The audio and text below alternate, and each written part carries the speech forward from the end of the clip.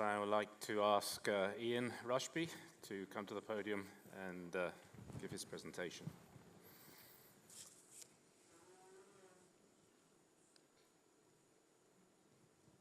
Good. I'll just put my timer on. Oh, here we go. Good morning, ladies and gentlemen. Thank you very much for the opportunity to speak on this very important topic. First, a word or two about who I am. I like to say to people that I'm educated as a geologist, trained as an accountant, and became a businessman by experience. And I joined the PAIB committee of IFAC after a 30-year career in industry. In fact, I worked for BP for more than 30 years. My last job was as the group general auditor, and part of my responsibility in that role was working to create an internal code of conduct for the company. I thought I'd just give a little bit of perspective, that's what I was asked to do, from professional accountants in business. And of course, I think one of the things that confuses people is the label, because I don't know, many of you are from the Indian subcontinent or travel to India very often. You know, as I like to think middle-aged, you might say, aged white male, it's unusual for me to be in a minority. But I do find when I go to India and I'm given a menu, I'm given a vegetarian menu or a non-vegetarian menu. And actually my appetites are there defined by what I'm not. I'm not a vegetarian. And sometimes we define PAIBs by what they're not. They're actually not professional accountants working in professional practices. That means it's a rather large, diverse population. So we would cover the community of public sector accounting, of accountants in commerce, in state-owned enterprises, in charitable and not-for-profit sectors, in academic institutions. So this is a huge population that we're talking about here. In fact, many PAIBs are in positions of strategic or financial leadership and able to influence their organizations. And we think that pushing further on engagement with them about the ethical standards of the profession will require us to provide guidance as to what they should be doing in leading those organizations, with an expectation that we end up with a more sustainable and more ethically based global business system. Some of the challenges for PAIBs, overlapping professional and corporate codes. For those of us who, I spent, as I said, a large time in a very large multinational, we spent time creating a code of conduct that spanned 140 countries. Many of the people there were from different backgrounds with different cultural norms. You have to then try and figure out, as we are doing with the IASBA code, how do we provide a sense of global leadership here? For many professional accountants in business, the first step may be awareness of the code itself. I must say, when I came back into large professional body meetings, I had to confess that I probably hadn't touched the code of ethics since the days when I qualified, which wasn't long after man first stepped on, and last stepped on the moon.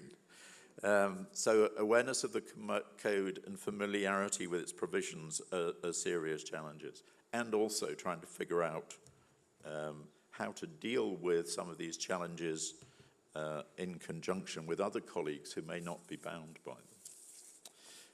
In 2012, I was asked to join a task force that IASBA created, that the Standards Board created, to re-look at Part C, which is the guidance of the code addressed at professional accountants in business.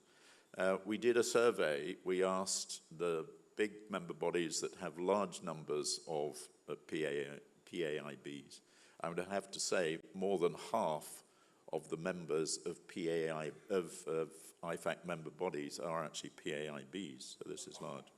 And we ask them what are the issues that they're concerned about? What are the issues that come to their ethics helplines,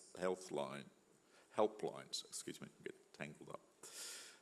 And these were the issues that were top of their list. So these are things that members are concerned about that they actually go to their helplines to ask for guidance on.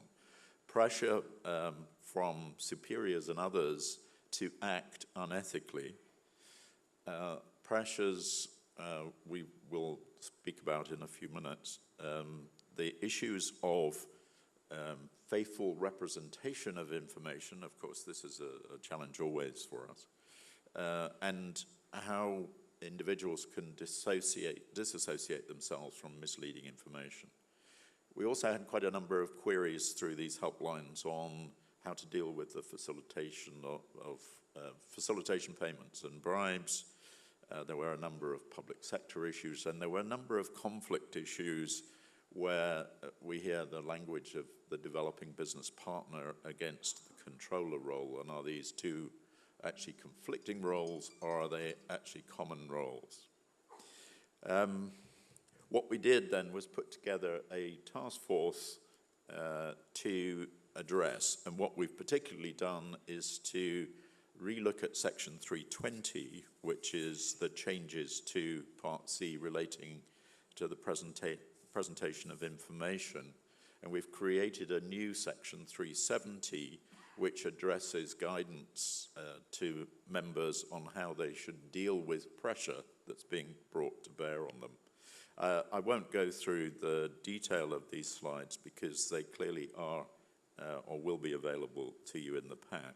What I will say is the explanatory memorandum is just going around the board now for fatal flaw review. So there will be an exposure draft that will bring out this new guidance that should be with you within the next week or two with commentary by January. So I would appreciate you taking some time to have a look and send some feedback.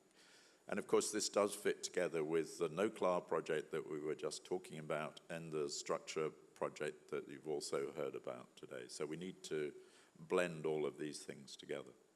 I'll skip over this one and go to the last one, given the time. What do we need to do, and how do we achieve more effective implementation? I think this was the task I was asked to talk to. I think Part C is a fascinating bit of the code. It again seems to be the bit that was added afterwards. If you look at the structure of Part C, many of its origins come from the professional practice guidance. But also, I think Part C, as it will be redrafted, applies to all professional accountants. The code itself refers to Part C being applicable to all. I think it says may be applicable, but it's noted that some of our member bodies who do not use English as the first language don't even translate Part C, and I think the Japanese Institute is one, and as we heard from our previous speaker, guidance for PAIBs in Japan is limited, so this is something we need to address. Obviously, education is important, and I think the other guidance I'd like to see is for us as a profession to be encouraging all of our members to promote the idea of ethics-based cultures within their own employing entities. There are many more things that we can talk about today, but I think I'm just about out of time, so I'll stop there.